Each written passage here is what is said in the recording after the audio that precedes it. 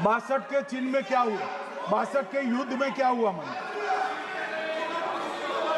ये अभी कल कुछ कांग्रेस के सदस्य चीन का सवाल पूछ रहे थे। मैं आज पूछना चाहता हूं 62 के युद्ध में क्या हुआ?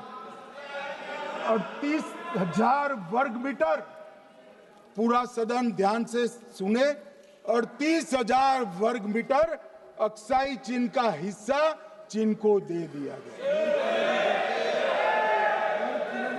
और वर्ग किलोमीटर ही बोला, वर्ग किलोमीटर। और मान्यवर ऐसी ही चर्चा उस वक्त सदन में हुई। मैं तो बड़ी गंभीरता से जवाब दे रहा हूं, मुझे बोलने नहीं देते। जवाहरलाल नेहरू जी ने क्या कहा? वहां घास का एक तिनका भी नहीं उगता है, वो जगह को क्या करो। तो एक संसद सदस्य ने, नेहरू जी का सर मेरे जैसा था, महावीर प्रसाद त्यागी जी ने कहा कि आपके सर पर भी एक बाल नहीं, वो चीन बेच दे क्या? मान्यवर इस तरह से जवाब देते थे, नॉन सीरियस टाइप के जवाब। और कल गोगोई जी बड़ा बड़ा उछल उछल कर बोल रहे थे। अरे गोगोई जी, आपको मालूम है उन्होंने चीन के बारे में, आसाम के बारे में क्या क्या था? आसाम को आकाशवाणी पर बाय बाय कह दिया था। रिकॉर्डिंग है, रिकॉर्डिंग है।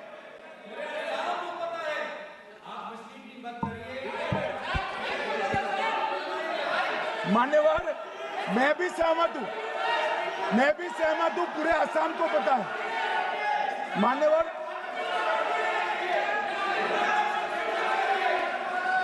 मान्यवर,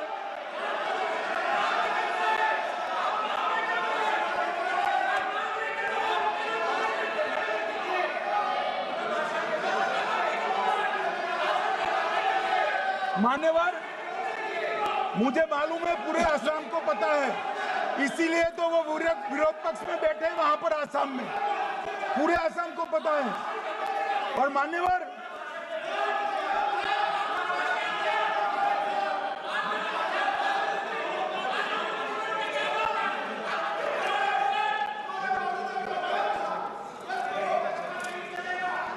मान्यवर, मान्यवर, जोर से बोलने से सत्य को छिपाया नहीं जा सकता।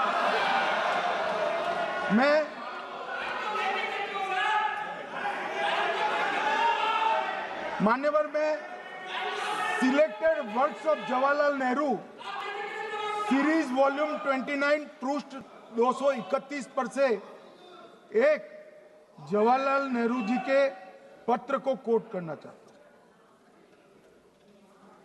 अनौपचारिक रूप से संयुक्त राज्य अमेरिका ने यह सुझाव दिया कि चीन को संयुक्त राष्ट्र में तो ले लिया जाए, मगर सुरक्षा परिषद को नहीं। सुरक्षा परिषद में भारत को लेना चाहिए, यह अमेरिका का प्रस्ताव था।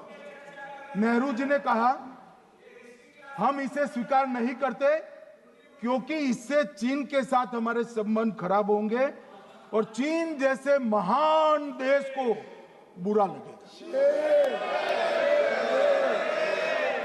मान्यवर, आज चीन सुरक्षा परिषद में है और भारत बाहर है।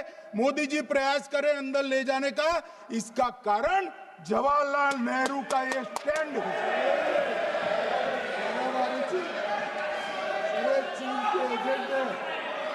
और मान्यवर, ये तो पीढ़ी दर पीढ़ी चलता आ रहा है। राजीव गांधी फाउंडेशन ने चीन के साथ एमओयू कर दिया। अब कहते नहीं है कि एमओयू में क्या था, ये तो बताओ भाई, क्या एमओयू किया था राजीव गांधी फाउंडेशन ने? और जब डोकलाम में हमारे सेना के जवान चीन की सेना के सामने आंख में आंख डालकर बैठे थे, वो चीन के राजदूत के साथ राहुल गांधी मीटिंग कर रहे थे। ये मान्यवर, ऐसा नहीं है। जवाहरलाल नेहरू, सोनिया गांधी, राहुल गांधी, तीन पीढ़ी तक के चीन का प्रेम उतरता जा रहा है। मान्यवर,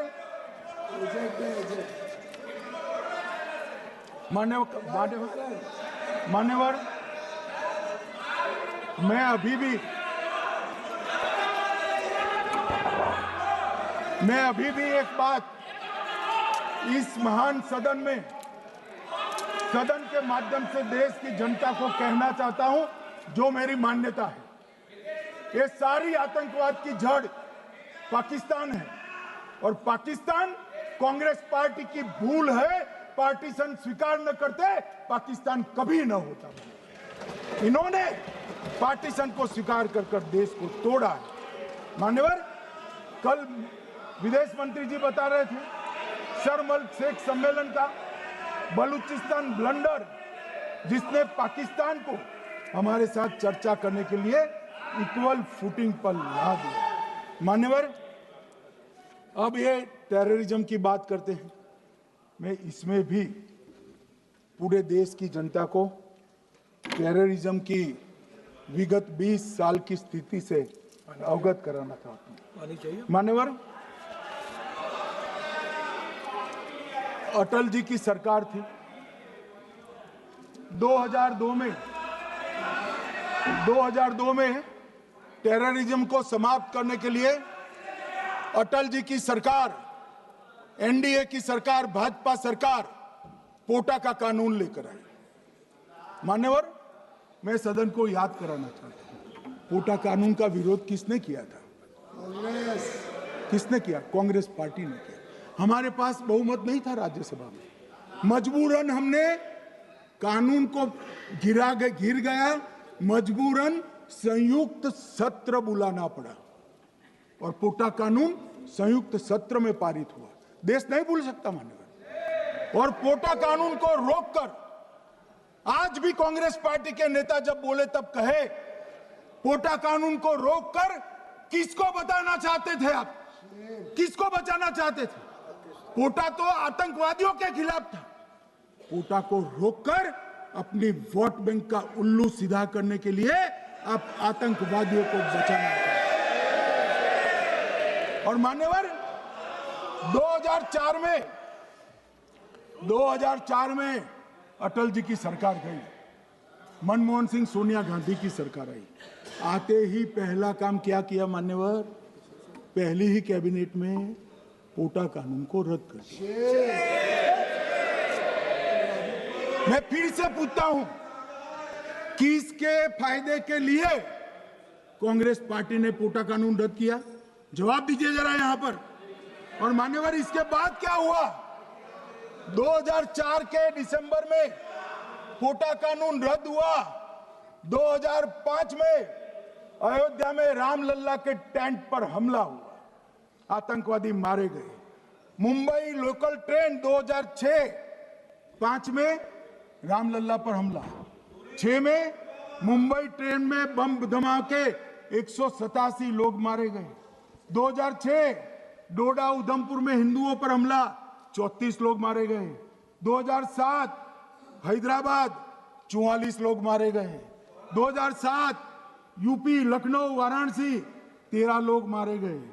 रामपुर सीआरपीएफ कैंप, वहां पर हमला हुआ 2008 में। 2008 में श्रीनगर के आर्मी के काफिले पर हमला हुआ, 10 सुरक्षा बल मारे गए। मुंबई आतंकी हमला 2008 में हुआ, 246 लोग मारे गए। जयपुर में 8 बम धमाके हुए, 64 लोग मारे गए। 2008 में अहमदाबाद में 21 बम धमाके हुए, 57 लोग मारे गए। दिल्ली में 2008 में 5 धमाके हुए, 22 लोग मारे गए। और पुणे की जर्मन बेकरी, 17 लोग मारे गए। वाराणसी में 10 में धमाका हुआ, 11 में मुंबई में 3 धमाके हुए, 27 लोग मारे गए। अब मैं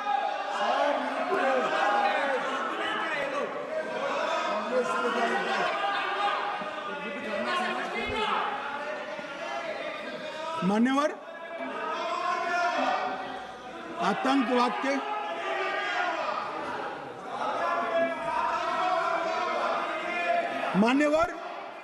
आतंकवाद के खिलाफ लड़ाई होती।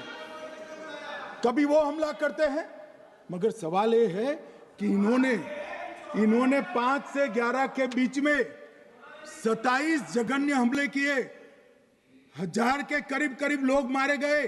आपने क्या किया? क्या किया आपने? जवाब दीजिए, क्या किया? और मैं राहुल गांधी जी को चैलेंज देना चाहता हूं, इन्होंने इस आतंकवादी हमलों के खिलाफ उनकी सरकार ने जो कदम उठाए, यहां खड़े रहकर हिम्मत से बताए देश की जनता को। कुछ नहीं किया मान्यवर। ये यहां से आतंकवादियों की फोटो पाकिस्तान भेजते रहे, डोजियर भेजते रहे। और मान्यवर ये कहते हैं कि आपके समय में भी हमले हुए। मैं उनको अंतर समझाना चाहता हूं, वो देख नहीं पा रहे। मान्यवर, हमारे समय में जो भी आतंकवादी घटना हुई, पाक प्रेरित और कश्मीर सेंट्रिक हुई। देश के हिस्से में 2004 से 2014 से 2025 तक एक भी घटना नहीं हुई है मान्यवर। ये नरेंद्र मोदी सरकार है मान्यवर। और कश्मीर में भी आज स्थिति ऐसी हुई है, उनको पाकिस्तान से आतंकवादी भेजने पड़ते हैं। कश्मीर में आतंकवादी अब हमारे नहीं बनते हैं मान्यवर।